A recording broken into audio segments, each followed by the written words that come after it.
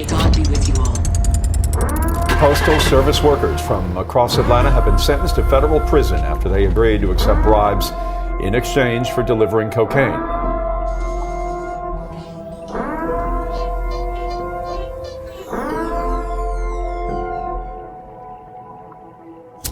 So imagine this. You're sitting at home waiting for your Amazon order. Maybe it's socks, maybe it's a blender. Across town, a mom sends a comforter set to her son in college. A business ships a prototype to a client. And somewhere, a drug trafficker sends a box stuffed with fentanyl and cocaine. What do all these packages have in common? They're all going through the US Postal Service. Interesting, right? This isn't some movie plot though. It's real life. Together, we're going to unbox one of the most shocking realities of modern America. But how did we get here? And what does it mean for all of us? Stick around because this is a story that's bigger than you think. They have shipped more drugs than Pablo Escobar and El Chapo combined. I owe them a debt of gratitude for how much money these guys made me. Why the Postal Service, you ask? Well, that's a great question. It's huge, massive.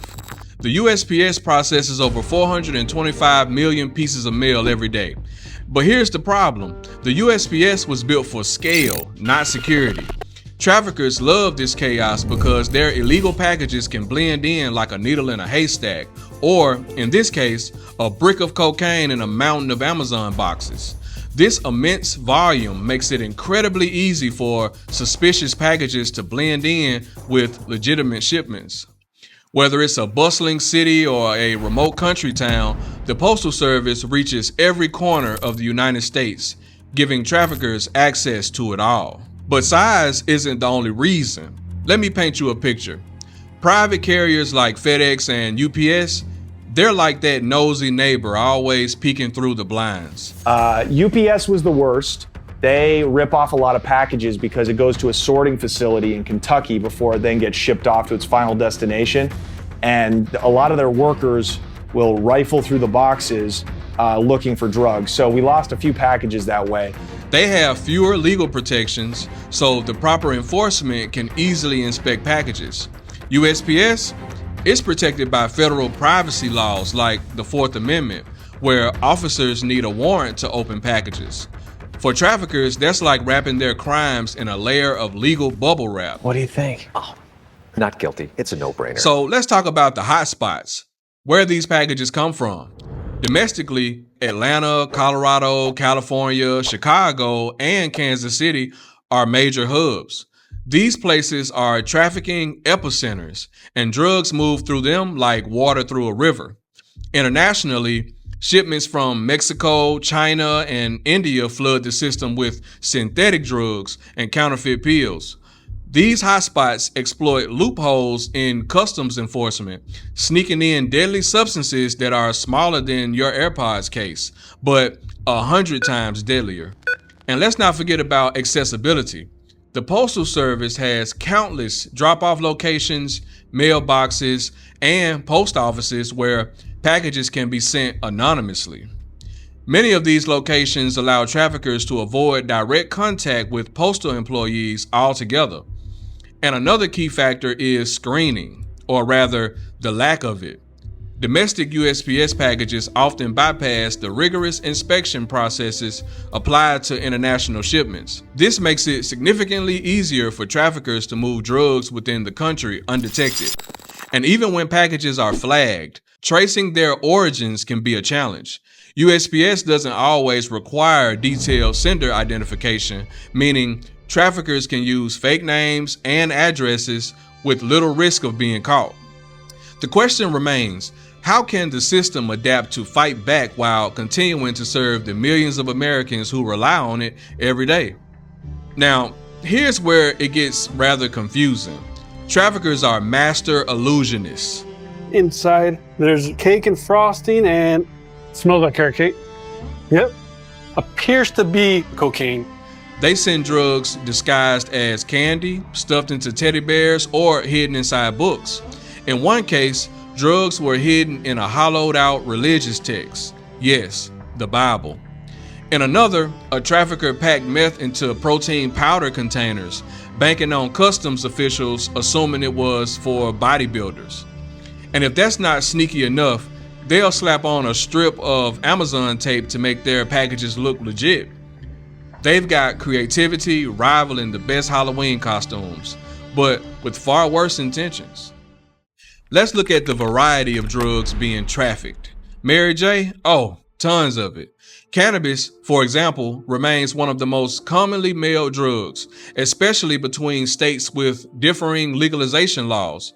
Traffickers in legal states use the postal system to ship large quantities of cannabis to states where it remains illegal, profiting off of the price difference. Smart. Then there's fentanyl, a substance so potent that a pinch can be deadly. Imagine sending enough of it to supply thousands of doses in a box smaller than a lunchbox. Cocaine, methamphetamine, counterfeit pills, you name it, it's in the mail. Counterfeit pharmaceuticals are a growing part of the problem as well. Traffickers sell fake pills containing dangerous substances like fentanyl or methamphetamine, often disguised as legitimate medications such as oxycodone or Xanax. These pills are manufactured to look identical to the real thing, making them especially dangerous for the untrained eye. Traffickers even send LSD, which is lightweight and odorless, and often sent in the form of blotter paper or liquid drops, hidden in greeting cards or other innocent-looking items. How's that for a surprise? And don't think for a second this is just about drugs. It's a human tragedy. Every package represents lives devastated by addiction. Entire communities have been hollowed out by the drug crisis, with small towns and large cities alike seeing surges in homelessness, crime, and unemployment as addiction takes its place. And postal workers, they're handling these packages often unknowingly, putting themselves at risk. Imagine a delivery gone wrong with the perpetrator trying to steal a package from you because they know what it is and where it's going. A street worker that's attempting to, in quotations, run off on the plug twice. That's terrifying. Me personally, I've been accused of stealing suspicious packages by the recipient, while in reality, the package was intercepted by the postal inspectors and never made it to my truck, with the tracking information updated as out for delivery. But hold up, this isn't all doom and gloom, okay guys? Enter the heroes of the story, the U.S. Postal Inspection Service. These folks are fighting back and they're pulling out all the stops. X-ray machines, drug sniffing dogs, advanced data analytics, you bet. USPS has algorithms analyzing package data for red flags like suspicious origins or vague sender information. It's basically the Inspector Gadget of mail systems. First of all, your package was sent via express mail. Second, the weight of the package is suspicious. Third, the package is sent from Puerto Rico or a drug source location. Fourth, the package was mailed from a post office outside the zip code of the return address. USPS works with the DEA, Customs, and Border Protection, and Homeland Security. Together, they've intercepted tons of drugs, literally. Legislation like the STOP Act requires detailed sender information for international packages, making it harder for traffickers to hide. And let's give a shout out to the postal workers themselves. They're trained to spot suspicious packages, ones with too much tape, weird odors, or no return address. And that's if you're not in an office where management is forcing you out the door. Trust me, I know. But here's the twist. The traffickers aren't giving up. For every method authorities crack down on, traffickers come up with a new one, microdosing shipments, using fake return addresses, even messages within a message, hiding delivery instructions in innocent images. It's a game of cat and mouse, or for my generation, Tom and Jerry. And the stakes couldn't be higher. Now, let's get personal. Victor Rodriguez Kessel from Kansas City. He ran a drug ring using USPS to ship cocaine and marijuana.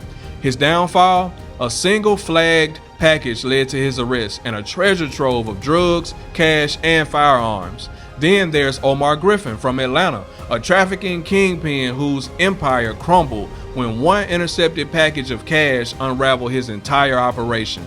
These stories show how even the most elaborate schemes can come crashing down with one mistake. And then there's the dark web. This shadowy corner of the internet has revolutionized drug trafficking.